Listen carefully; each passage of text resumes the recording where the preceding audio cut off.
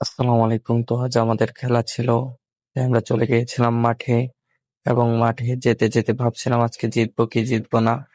আজকে আমাদের মন মেজাজ খুব ফুরফুরা। আমাদের এই সিজনের প্রথম ম্যাচ আমরা শুরু করলাম এই সুন্দর মাঠে।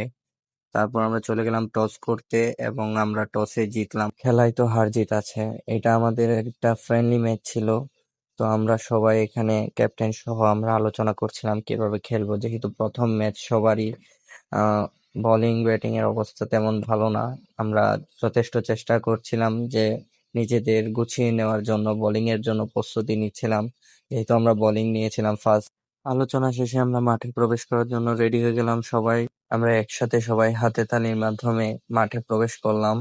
মাঠটাকে খুব সুন্দর লাগছিল, তাই বারবার ঘুরে ঘুরে মাঠটাকেই দেখানোর চেষ্টা করছিলাম, যদিও আমার ফেসটাই বেশি দেখা যাচ্ছিল।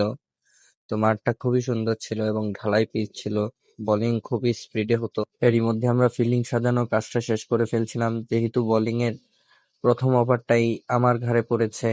বোলিং শুরু করলাম আমি এবং আমি আমার সর্বোচ্চ দিয়ে বোলিং করলাম। যদিও আমরা ম্যাচটা হেরেছি, এটা আমাদের ফার্স্ট ম্যাচ ছিল। আমরা আমাদের সর্বোচ্চ দিয়েই খেলেছি। আমরা চেষ্টা করেছি জেতার জন্য, যদিও আমরা জিততে পারি নাই। সিজনের প্রথম ম্যাচ একটু খারাপ হয়। এখানে একটি ক্যাচ মিস হয়েছে আমার বলের। তো ক্যাচ মিস হলে বোলারদের খুবই খুবই খারাপ লাগে।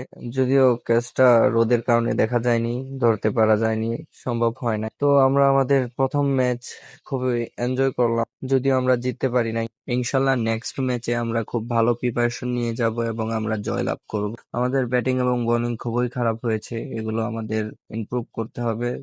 ইনশাল্লাহ আমরা নেক্সট ম্যাচে আবার জিতব।